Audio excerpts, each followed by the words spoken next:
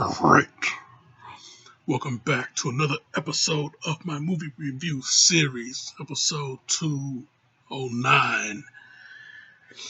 Now, last week I said that Quentin Tarantino and Robert Rodriguez is going to the Grindhouse. Yeah, man. Right here.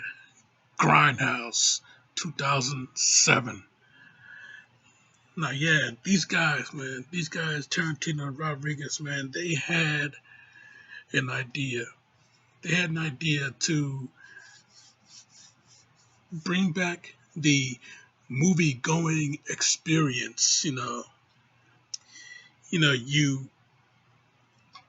go see a movie in the daytime, and by the time that whole experience is over, you come out, it's night, and you just spent one hell of a afternoon, one hell of an evening with a double feature. Now, apparently, these type of theaters ain't around no more. But back in the 70s, you had these type of movie theaters. These double feature theaters. He hit you with one movie, he can get you with the intermission, and then hit you with the next feature. Yeah, man, that was at that time the average movie going experience. So yeah, Tarantino and Rodriguez, they thought, maybe, they'll bring that back, bring back the good old days, bring back the good times of those the movie going experience by hitting you with a double feature of some straight up horror. And in between, they'll get you with some, they'll hit you with some real good trailers, some real good fake trailers, real good fake trailers. Two of which have been made to actual movies. Actually, one made to actual movie, and it got a sequel out of that. And then there was another that was made to an actual movie. But Canada got a hold of that before the States did. So yeah. But yeah, man. Robert Rodriguez, he hit you with a real cool fake trailer called Machete. Apparently he had this movie in his head for a very long time, and the cat that he wanted to play Machete, he had that done exclusively for him. So yeah, when he got his boy Danny Trejo, when he called him, got him into doing this movie, it was time to really get it done. So yeah, this trailer called Machete, story goes is you got this federale, he is called to do jobs that the DEA or the CIA would not do. So they get this Mexican cat to do the job. For them he's working for peanuts, but for him, for Machete himself, it's some real big money, $25,000 per job, So yeah, it's real good money for him. So yeah. But yeah, he did a job, but they betrayed him. Yeah, they fucked with the raw Mexican. So yeah, he went and got his revenge. I'm sure you guys know about the story already. I mean, it's been made into an actual movie. I'm sure you've seen the movie already. So So yeah, man, Machete. Real this whole thing, man, the Grindhouse concept, this movie right here, the Grindhouse concept, this movie, this is some damn good shit. So yeah, man, I tell you, Machete, damn good shit. But then Robert Rodriguez, he hit you with the his feature, the first feature called Planet Terror. Now this is a movie. Now this is I'm not gonna get into this movie, but it's a zombie film. I'm not gonna get into it deeply because I'm gonna save it for another day. But you know, the story goes. I'm gonna hit you with the story a little bit. It's a zombie film, and it's about the this this chemical plant releases gas everywhere, and everybody starts to get infected by it, and a whole lot of chaos ensued. Yeah, you got this guy named El Rey, one tough Mexican, one man army.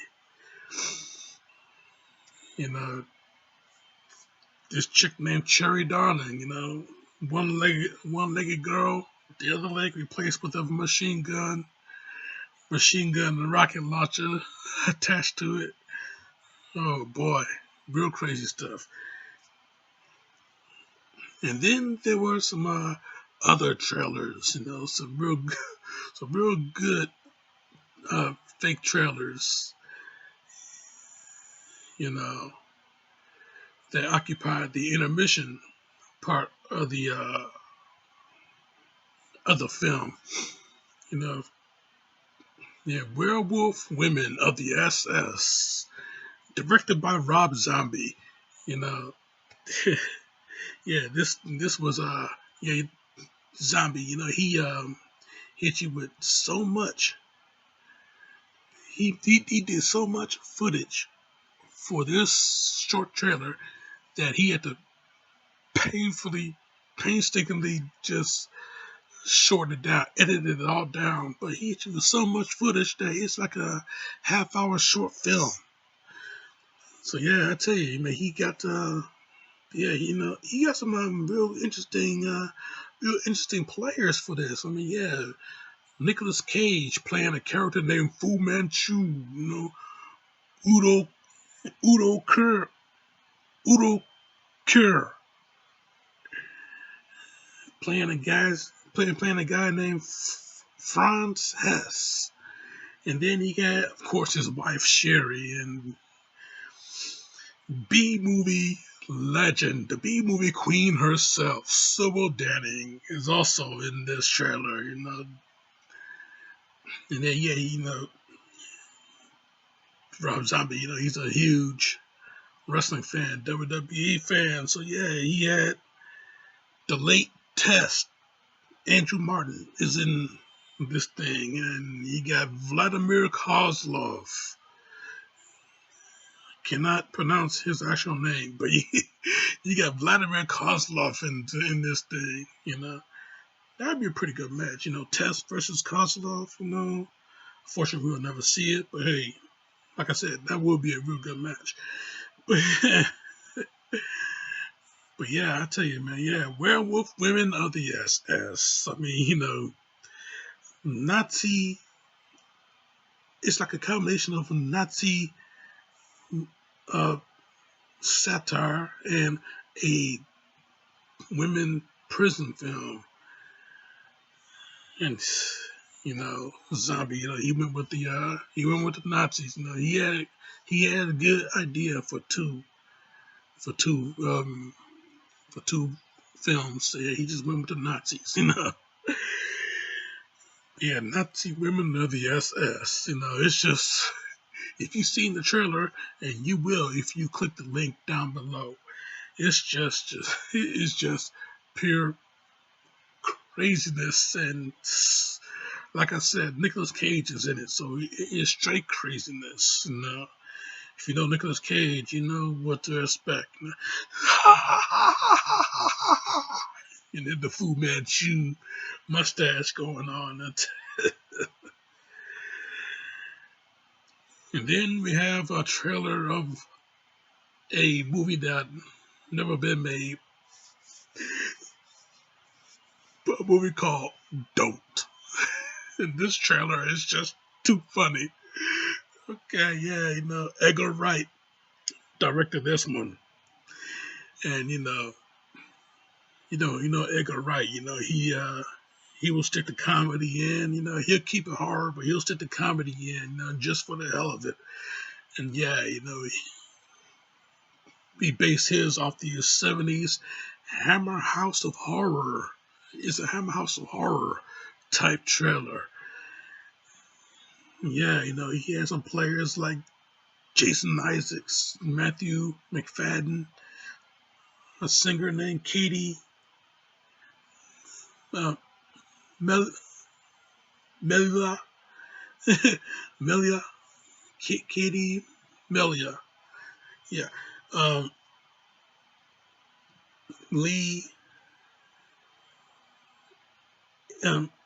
Ingleby, and a whole bunch of other cats. Just for a small ass trailer, he has a lot of cats. Of course, Simon Pegg and Nick Frost makes an appearance, and you get Lego Batman himself, Will Arnett, to do the narration. Batman, you know, you get Will Arnett do the narration, and yeah, yeah. If you're thinking about going into this building, don't, yeah, don't. Real good shit. I tell you, this trailer is just damn good shit. And then you got my personal favorite, the one that should be made into a movie still. To this day, it still should be made into a movie. I play this trailer every single Thanksgiving, and the trailer is called Thanksgiving, directed by Eli Roth. And yeah, man, and this one right here, you know, the story, the story is just pretty, it's just pretty damn insane. The story is pretty damn insane. The trailer is completely insane. Yeah, the usual players in an Eli Roth film. You got Jordan Ladd, you got Jay Hernandez. My man Michael Biehn is in this trailer. And yeah, the way they put this shit together, the way they shot this shit, it's just it's chaos all the way through. The decapitation scene in the street, you get all of this chaos going around. It looks like a John Landis film with everybody just going frantic, all in the street. But yeah,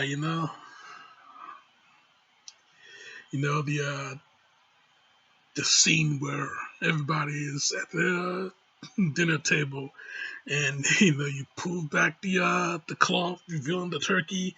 Only the turkey is not a turkey; it's a mangled human body that you start fucking at the end. It's just crazy, man. It's crazy.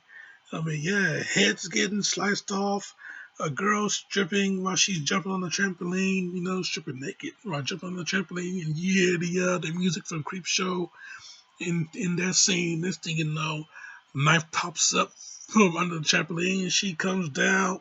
Boom! She get blade fucked.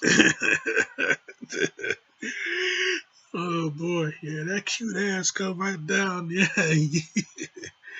yeah, it's not the ass that got impaled, if you know what I mean. And I think you do. But yeah, I tell you though, yeah, man, this shit at Thanksgiving, yeah, you'll come home in a body bag. But yeah, this trailer, it's just damn good shit. And then another trailer, another trailer from this movie that only was seen in Canada, you know, mainly in Canada. It's a movie called Hobo with a Shotgun. And apparently this movie was also the second to be made into a feature film back in 2011, and Rutger Hauer is in it playing the hobo. But with the trailer, on the other hand, you got this cat, you know, what's his name?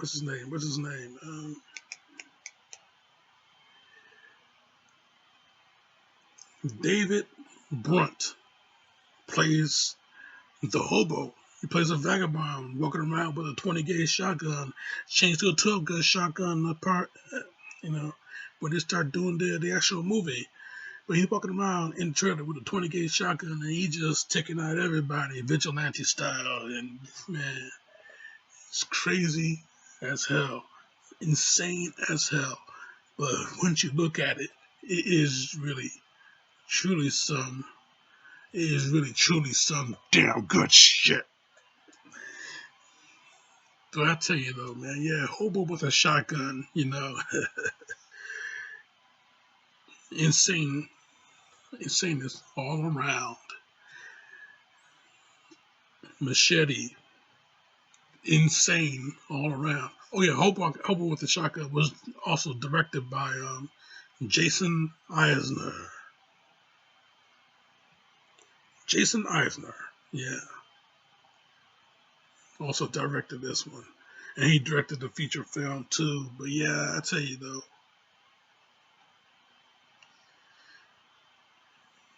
yeah, this movie, this trailer in a way, it was seen mainly in Canada. It made the rounds, South by Southwest. Apparently, eventually, I mean, you know, Canadian theaters, but eventually it went to American on demand and then American theaters. Yeah, by the time 2011 came around, yeah, that movie was an actual movie. But yeah, with all those trailers aside, and he had a nice little commercial. Get more out of life. Go to a movie. But and then the second feature comes in, directed by my man Quentin Tarantino, called Death Proof. This one just comes at you at 200 miles per hour, and it is just craziness, man. You got this demented stuntman going around killing, beautiful young women with his death-proof car. That's the basic premise. I'll get further into it in a much later time, but right now, you know, this movie, let me tell you, it was one hell of a thrill ride, especially the final chase scene. Yeah, this movie was indeed damn good shit. But yeah, I tell you though, yeah, I tell you, if you had to rate both films though, you know, Rodriguez's film, you know, this is a great 4 out of 5. It is the most entertaining zombie film in the last, let's say, the last 20 years. You know, in almost the last 20 years, it is the most entertaining zombie film. Uh, but Death Proof, straight up 5 out of 5, man. I mean, this movie was just a real thrill ride. You had some real good music, played all throughout. This movie did not have original score, but it did have some real good music played all throughout the movie, real good stuff, from a certain time era that we all know Tarantino, he did the 60s and he did the 70s, every single one of his movies, it's based off of 60s and 70s satire. Death Proof is not even an exception, the 1970s, especially, because that's where this whole thing was built around. 70s satire, 70s horror genre, other 70s. Real good shit, damn good shit. This whole thing is. So yeah, man, Grindhouse. If I had to rate the entire experience of Grindhouse, even though people did not connect with it, I guess they didn't want to sit through 3 hours and 13 minutes of, entertaining zombie movie, some real good fake trailers. Two ended up being real movies. One should be another unreal movie. And then he had another good horror picture, a slasher picture. Only thing is, using the car and not a blade or a rifle or a gun, whatever. So yeah, the zombie movie, good trailers, fake trailers of some upcoming shit that never happened, that should happen, that has happened, and a real good slasher, all compiled into 3 hours and 13 minutes of some damn good shit. You know, if I said that Planet Terror was 4 out of 5 and Death Proof is 5 out of 5, and these trailers, you can't praise them enough, then I had to just hit you with a real good, I'll go for a good 8 out of 10 overall. 8 out of 10 overall. Because this is truly, indeed, some damn good shit. That's my review, Jack, and I'm sticking to it. Now, next week, I'm staying in the horror field, Jack. I'm staying in the horror field, and I think this house is haunted. So, check out my other shit right here and subscribe to me right here. But in the meantime, in between time, Jack, this show is some damn good shit.